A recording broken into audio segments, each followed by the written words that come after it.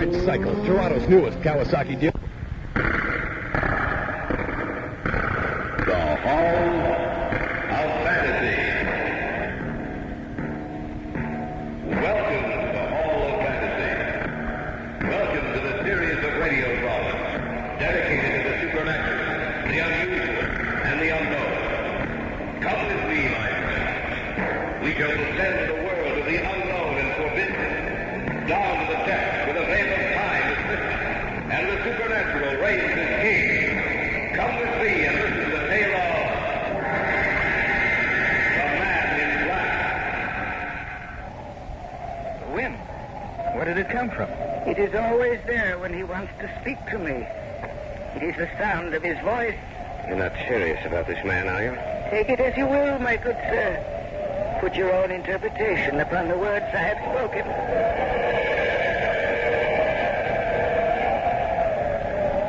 Yes, master.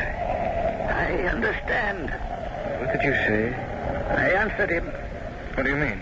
The wind. The mocking sound of the wind is his voice. He has seen. He has looked into your minds and seen you. But he sees only one woman. One woman in both of your minds. First, she shall die. Then you. Both of you.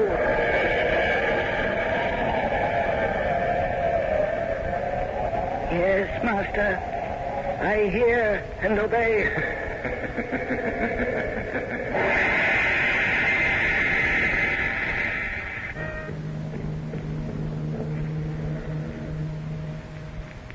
We live in a world which borders at times on the unreal.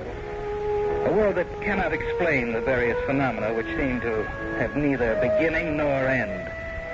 That subtle, fleeting power of perception which reveals itself to a human being only at infrequent intervals throughout his life. That sudden, sharp feeling that danger or death is near. These things mankind cannot explain. This sixth sense of warning never appears when we go about our everyday tasks, but only when we're faced with an insurmountable problem, imminent and deadly peril. Such is the tale of the Man in Black.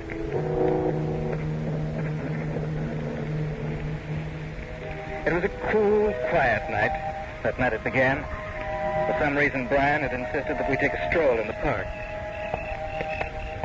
That was late, Brian, almost 11:30. I know, David.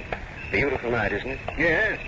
A good night for sleeping. I like to come out here about this hour. It seems to give me a sense of belonging. That sounds strange coming from you. Well, I'm quite serious, Dave. I feel no relation with the rest of the world, but out here in the park listening to the sound of the crickets, or footsteps upon the walk, I feel as if I belong. You understand what I'm trying to say? I think so. Another thing, it's strange, but I have a feeling. A feeling that something is wrong, that something is going to happen. What do you mean? Something inside of me. I almost know that something will happen that will change the entire course of my life. Oh, I think you're just A imagining. woman coming towards us. Yes, I see her. I wonder if... Man in black. Have you seen that man in black? I'm sorry, but we haven't... Just a minute, David. Let her talk. Have you seen him? Have you seen the man in black? No, I'm afraid not. Oh, I thought perhaps you could help me. I must find him. We haven't seen anyone out here tonight except you. The man in black. I must find the man in black. What did she mean? I don't know. The man in black. Maybe we ought to follow her. Well, let her go. That's strange. What? It was so still before, now the wind seemed to have sprung up from nowhere. Listen, she went off in that direction. Let's take a look. Wonder why she screamed. Yeah, she couldn't have gotten too far. Look up ahead. That must be her. Lady, is anything... What's the matter with her? She's dead.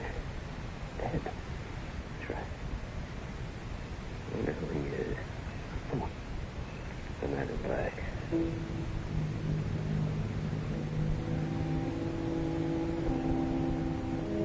We called the police and told them everything we knew. There were no marks on the woman's body, nothing to indicate the manner in which she died. The police were inclined to believe she died from natural causes. But Brian and I felt there was something behind her death that concerned the man in black. I didn't see Brian for almost 2 weeks. At the end of that time, I received a call from Carol Deming, Brian's bride-to-be. Hello? David, I hope I didn't disturb you. Oh, of course not, Carol. David, Brian wants you to come to dinner tonight. Any particular reason? I think so. What is it, do you know? No, I'm not sure. David, I'm frightened. Brian's been so strangely mysterious lately. He seems obsessed with only one idea. Something about a man in black.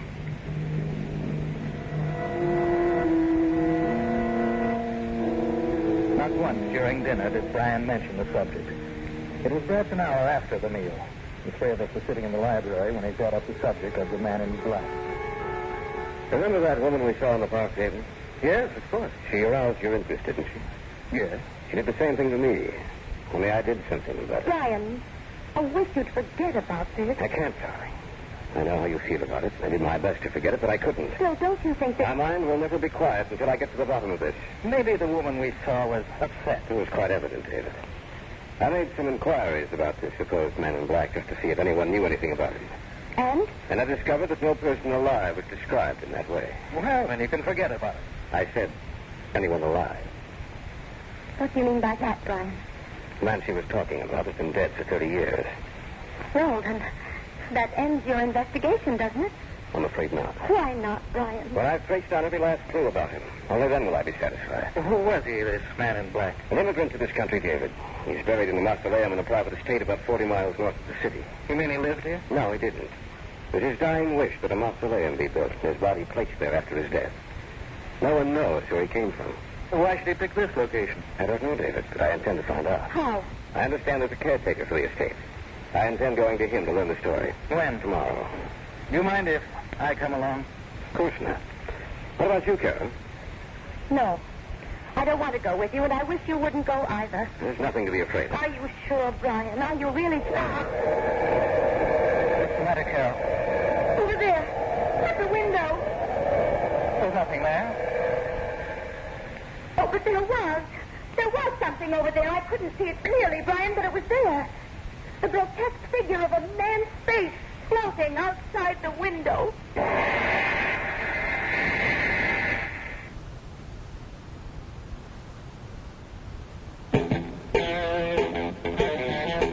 Cycle Sport in Barrie repeats their greatest motorcycle offer ever.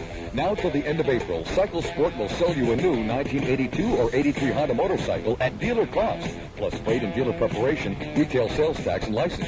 Cycle Sport has all the new 1983 Honda models available. So what are you waiting for? Hurry to Cycle Sport in Barrie. It's really worth that short trip. That's Cycle Sport, 489 Yonge Street in Barrie. Phone 705-726-8771. Nicky Furlano is considered Canada's best boxer ever, but his next opponent spells trouble.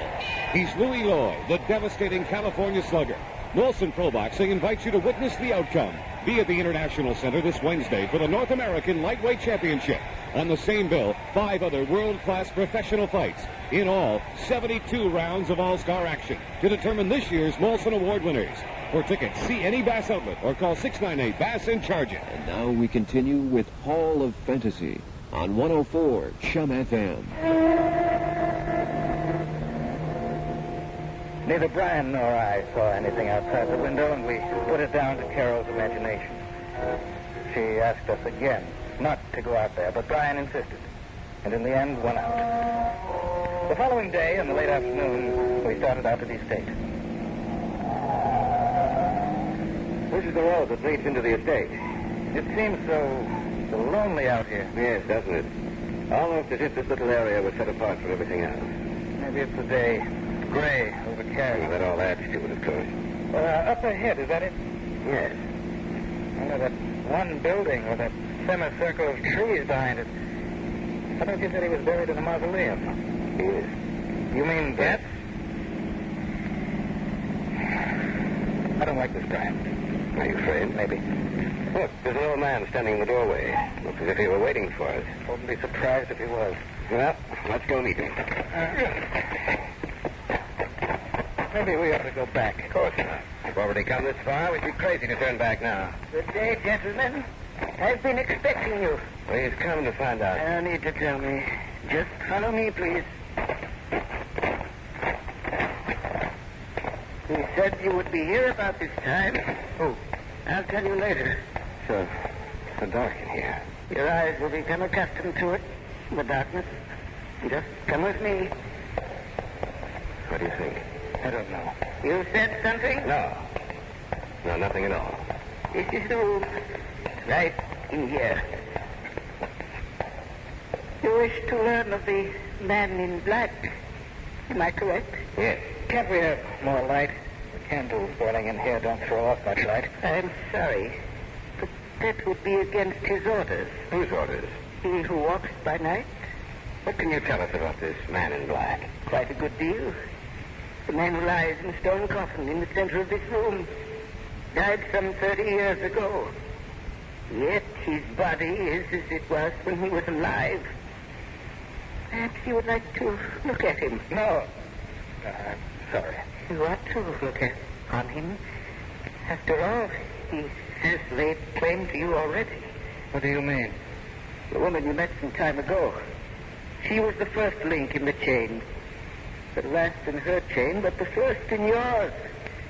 They who search for the man in black shall die, but not before they see the one they love most in this world die first. The wind. Where did it come from? It is always there when he wants to speak to me. It is the sound of his voice. You're not serious about this man, are you? Take it as you will, my good sir. Put your own interpretation upon the words I have spoken. Yes, master. I understand. What did you say? I answered him. What do you mean? The wind, the mocking sound of the wind is his voice. He has seen. He has looked into your minds and seen you, but he sees only one woman. One woman in both of your minds. First, she shall die. Then you. Both of you. Yes, master. I hear and obey. The voice. Where's that voice coming from? From his coffin. Stop now. Yes. You stop laughing. Your meeting is over now. But you will see him again quite soon. Remember to look for the man in black.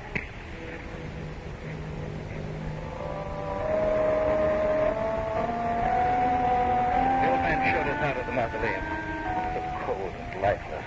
So frightening to behold. We sat silent for some minutes as we drove back.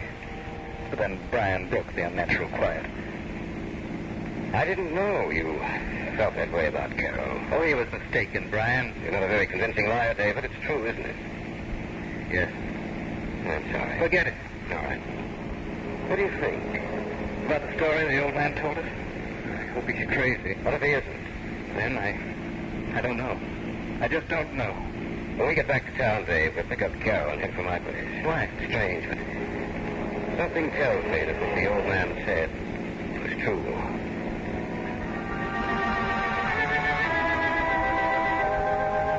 In the back of my mind, I also knew that what the old man had said was true. What bothered me was that we knew we were doomed to die, but not from which direction death would come, nor what form it would take.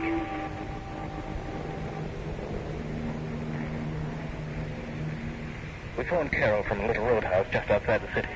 She was waiting for us when we pulled up in front of the apartment building in which she lived. And there it was only a short drive to Brian's place. And that's the story, Carol. I can't believe it. You know, sitting here in your house, Brian, with the lights on like this and everything so normal, I find it difficult to believe myself. Perhaps we were mistaken, Brian. Maybe nothing will happen. Do you really believe that, David? I'm trying to. Just a minute. What time was it when you were out there? Oh, it must have been about 5. Why? Well, maybe it was my imagination, but just about that time, I heard someone laughing. The voice came from behind me. I turned around to look, and no one was there. It could have been the laugh we heard. But we were there. How could she possibly have heard anything at the precise moment we did? The old man said it was his voice issuing forth from the coffin, the voice of the man in black. What's that? It just thundered, Carol. It's been threatening to rain all day. Every time the old man said he heard the voice, did you notice how the wind would spring up?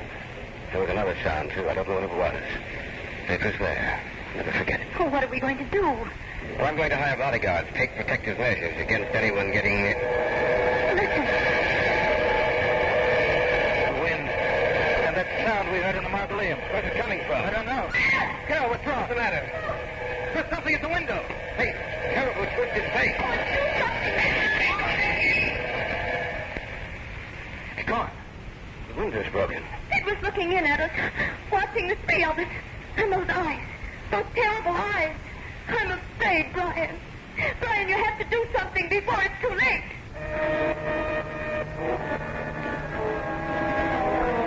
A moment before, the three of us had been witness to an amazing and terrifying sight. For outside the window, we had seen a face. Distorted and twisted. The fire burning in its eyes bespoke death. I'm afraid, Brian. Brian, you have to do something before it's too late. Was that the same face you saw before, Carol? Yes, only now it was much clearer. What are we going to do, Brian? Maybe we should call the police. They probably wouldn't believe it. When I used a detective agency a few months ago, I'm going to call them. Telephone number should be here in my desk. Oh, take it easy, Carol. But it's just that I'm so frightened. You'll be all right as soon as we can get some guards here. Radcliffe, is that you? This is Brian Conley. I want every available man you have to come out here tonight. You know my address? Yes, thank you. They'll be out here as soon as possible. Is Radcliffe coming? No, but we'll have 8 men here in the house to give us protection. We'll stay here, the 3 of us. That way we'll have a better chance. Oh, if only you hadn't been so interested in what that woman had to say, Brian. I was. I'm sorry. That's over and done with, Carol. I'm as much to blame as he is. I suppose we all are. There's nothing we can do except wait, Carol. But I'm sure the man in black won't call us again. Not when we have help.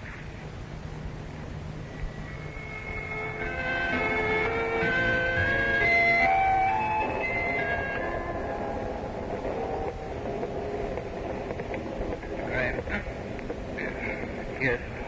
What do you want? I'm just checking up on things, sir. Have all the men been posted? Yes. It's rather dark out here in the hallway. You shouldn't be out here by yourself, sir. I'm just as safe here as I would be with the others. Probably. It's so dark, I can't see your face very well. Just a face, sir. Nothing else. You seem very nervous. Do you believe the old man's story? I prefer not to, but It is rather frightening, isn't it? yes. Well, I'll continue on my rounds. Good night, sir. Probably see you again before morning.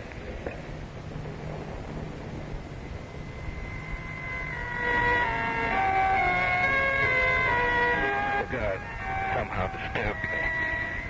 There was something unusual about him. In the gloomy hallway, I couldn't see his face. Of course, in the shadows, it was difficult to tell what color his clothes were. Who's that? David. You startled me. Are you alone down here? Yes. Where's Carol? She got a headache. Go upstairs for a nap. Well, she shouldn't be alone. The man stationed outside her door. So quiet in the house. One of the guards just passed me in the hallway, asked me if I believed in the story the old man told us. The guards don't know anything about the story. Are you sure? Of course I am. The only thing they've been told is to watch for a man in black clothing. Why should the guards know anything of... You see his face. What was he wearing? Well, it's too dark out there in the hallway. Of course, he might have heard something about it. Well, he couldn't have. I didn't even tell Radcliffe the story. And how did he know it? Unless he was the man in black. Nothing about it. It seems so strange. I can't place it, but he frightened me. We better search the house. The wind again. He is here in the house. It was Carol's voice. And that man wasn't the guard. Come on. Guard! Guard! Nobody answered. Carol, are you all right? Carol! Anything happened to her? The door to her room, it's open. Carol. She's dead. Just like the woman in the park. She can't be. What happened to the guard outside her door? Happened to all of the guards in the house, Brian. Haven't seen a single one on our way up here. Did they ever start this? We'd better call the police. Is there a phone up here? No extensions up here. You phone. Upstairs. stay here with Carol. It won't do you any good to stay up here, Brian. She's dead. You better come with me. I guess you're right. Oh, Brian, I'm sorry. I should have known that the man in the hall... Not your fault. I'm to blame. I started this. I can't understand what happened to the guard. Whoever he is, whatever he is, he had the power, David. Something evil and malignant. To send the guards away would be a simple matter for him. You can use the phone in the library. You look all done in, Brian. You better sit down in that chair over there. All right. I've never forgiven myself. I hope they can get here in time. I don't know. That'll be... That's strange. What? I'm not getting any dial tone. Something's wrong with the phone.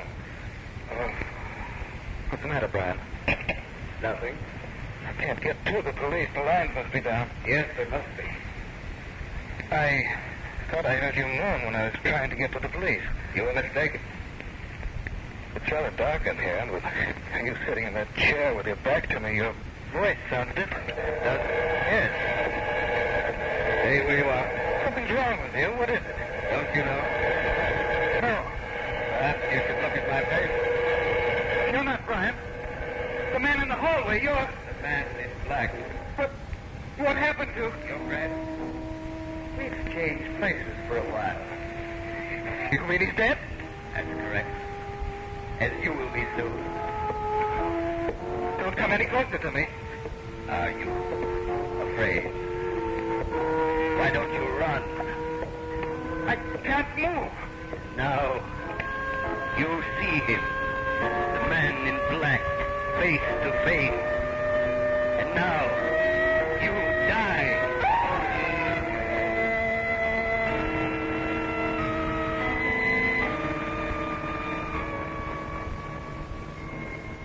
The wind, the knocking sound of the wind is his voice. The last link in the chain has been broken. Death will strike at those who search for the man in black. For he is dead.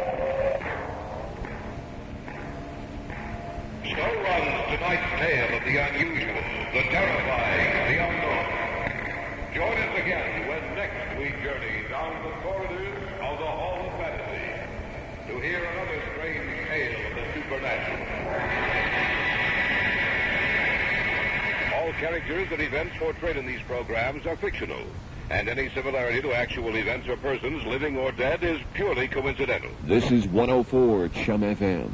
Theater of the Mind continues with tonight's episode of Inner Sanctum, right after this. The city closes in on you, gets under your skin. Dirt, smog, and grit all work their way in. 1006 Lotion has always been here, fighting skin problems so your face stays clear. You can silky and silly so mean, your lovely complexion of peaches and cream. 1006 Antiseptic Lotion helps keep your skin clear of problem blemishes because it removes dirt, oil, and bacteria. Even more, it leaves you tingling and refreshed. A tingle so reviving, 1006.